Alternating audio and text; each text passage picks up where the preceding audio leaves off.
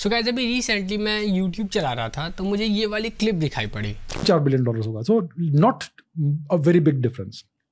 लेकिन डारपा ने जो टेक्नोलॉजीज डेवलप की है, these are incredibly futuristic and advance technologies. बहुत सारे अलग अलग प्रकार के फाइटर प्लेन्स भी डेवलप किए उन्होंने, जैसे कि स्कंक वर्क्स नाम का उनका एक डिवीजन है जिससे SR-71 ब्लैकबर्ड निकला। The most cutting edge technology you can imagine comes out of DARPA from that research.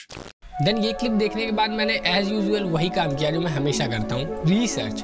And उसके बाद मुझे कुछ ऐसा पता लगा डारपा के बारे में, वो अगर आपको पता लगेगा तो आपके पैरों तले जमीन खिसक जाएगी। सो मेनली डारपा एस्टैब्लिश्ड हुई इन 1958 एंड डारपा यूएस की डिफेंस डिपार्टमेंट के लिए काम करता है। मतलब ये ऐसा डिपार्टमेंट है जो अपने देश के लिए टेक्नोलॉजिकल इन्हांसमेंट करता है, लाइक वो वेपन्स हो, मिसाइल्स हो, बॉम्ब्स हो, जेट हो, प्लेन हो। यूएस आर्मी की हर चीज को टेक्नोलॉजिकली इन्हांस करने का काम डारपा का है। ये तो हो गया डिफेंस सिस्टम का बात। But in the technology sector DARPA ने पिछले 60 सालों में कुछ ग्राउंड ब्रेकिंग अचीवमेंट्स किए हैं एंड मतलब वो बिल्कुल ही इंसेन है। मतलब मेरे हिसाब से इसके बारे में सबको पता होना ही चाहिए। एंड अगर आपको मैं सिंपल वर्ड्स में बताऊं तो डारपा हमेशा अपने लिमिट्स को पुश करने के लिए जाना जाता है। मीन्स दुनिया में जितनी भी कटिंग एज टेक्नोलॉजी है ना, वो डारपा ने डेवलप करके रखी हुई है। मतलब आप जो भी चीज़ सोच सकते हो इस दुनिया में, लाइक एक एटम को जोड़ के दूसरे एटम को जोड़ के जो चीज़ें बन सकती है in the term of technology, वो चीज़ डारपा बना चुका है। एंड अब इसे समझने के लिए डारपा के वर्क फ्लो को समझते हैं। तो डारपा का मेन 4 डिपार्टमेंट है। पहला बायोलॉजिकल टेक्नोलॉजी, दूसरा इंफॉर्मेशन टेक्नोलॉजी, तीसरा टेक्नोलॉजी ऑफ मटेरियल्स एंड चौथा माइक्रो सिस्टम टेक्नोलॉजी। एंड ये सारे डिपार्टमेंट अपने एरिया में बिल्कुल कटिंग एज पे काम करते हैं। मतलब अगर आपको इनके हेडक्वार्टर्स का एक बार टूर मिल जाए ना तो आपको लगेगा कि यार आप किस दुनिया में आ गए, क्योंकि अनफॉर्चुनेटली ये लोग देते नहीं है, बिकॉज ये लोग मिलिट्री के लिए काम करते हैं and military is equal to privacy. And कई बार तो डारपा के तार एरिया 51 से भी जुड़ चुके हैं। तो और आप सभी को पता है एरिया 51 का क्या हाल है, कितना कंट्रोवर्शियल इलाका है। सो अब मैं आपको बताता हूँ कि डारपा ने आखिरकार किया क्या है, क्यों मैं इतना ज्यादा उसके बारे में बात कर रहा हूँ। तो चलो देखते हैं। एज नंबर 1 इज ARPANET, जिसे आज हम इंटरनेट के नाम से जानते हैं। एंड यस, ये डारपा ने बनाया है। देखो दरअसल हुआ क्या ना कि इन 1960 जब कोल्ड वॉर चल रहा था यूएस एंड सोवियट्स का, तो उस समय क्या करते थे ना कि सोवियट्स सरप्राइज बॉम्बिंग कर देते थे, क्योंकि उस समय यूएस के पास इतना कोई स्टेबल तरीका नहीं था अपने जेट से कम्युनिकेट करने का। तो उस टाइम पे डारपा ने स्टैंड लिया और कहा कि इस चीज़ को तो हम सॉल्व करके रहेंगे। एंड उन्होंने बनाया ARPANET, जिसे हम आज इंटरनेट के नाम से जानते हैं। उसी के बदौलत आज दुनिया चल रही है।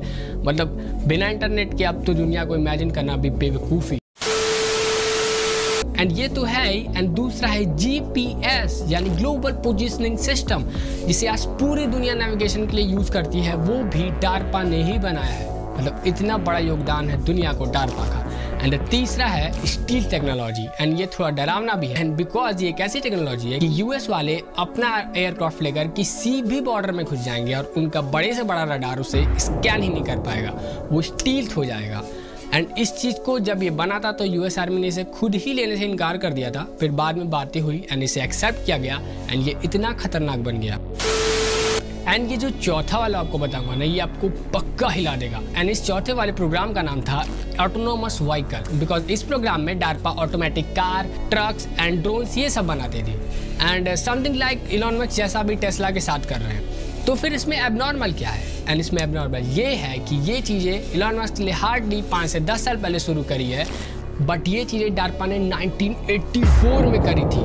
1984 मतलब समझ रहे हो यार, ये लोग क्या है यार, ये लोग जादूगर है कि क्या है।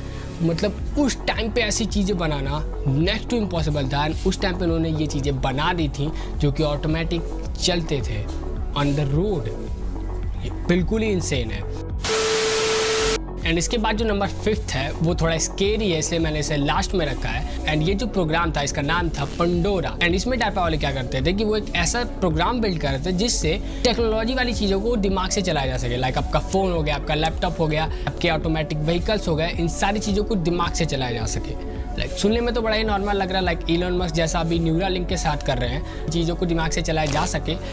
बट इसमें भी एक बहुत ही बड़ा एबनॉर्मल चीज़ है। ये चीज़ें अभी हो रही है हार्डली 5-10 सालों से, बट इसमें भी डारपा ने गजबी मैजिक किया था। ये चीज़ उन्होंने 1965 में करी थी। 1965, मतलब उस टाइम पे इस चीज़ों को सोचना भी पागलपन था और उस टाइम पे डार्पा ने ये चीज़ें कर भी दी थी। एंड इन 69 इसे बंद करना पड़ा बिकॉज उन्होंने कुछ ऐसा बना लिया था जो कि वो पब्लिकली शेयर नहीं कर सकते थे। बट इंटरनल न्यूज़ यही कहते हैं कि ये प्रोग्राम आज भी चल रहा है और ये बहुत ज़्यादा एडवांस हो गया है। एंड मैं सोच रहा हूँ कि अगला वीडियो इसी पे करूँ बिकॉज पेंडोरा बहुत बड़ा सीक्रेट है एंड मैं तो इस पर रिसर्च करने ही वाला हूँ। तो उस वीडियो को देखने के लिए प्लीज़ सब्सक्राइब कर लेना। एंड ये है डार्पा की ताकत, मतलब वो लोग इतने एडवांस। एंड अगर कंक्लूजन पे आए तो कहने को तो डार्पा सिर्फ यूएस डिफेंस के लिए काम करती है, बट वो इनडायरेक्टली हर इंसान के लाइफ को अफेक्ट कर रहे हैं, चाहे वो इंटरनेट से हो या फिर जीपीएस से या फिर फ्यूचर में आने वाली कोई और दूसरी टेक्नोलॉजी। वेल, यही था पूरा डार्पा की कहानी। एंड पेंडोरा का वीडियो आने वाला है तो प्लीज सब्सक्राइब करके जाना एंड मिलते हैं नेक्स्ट वीडियो में। Thanks for watching, bye.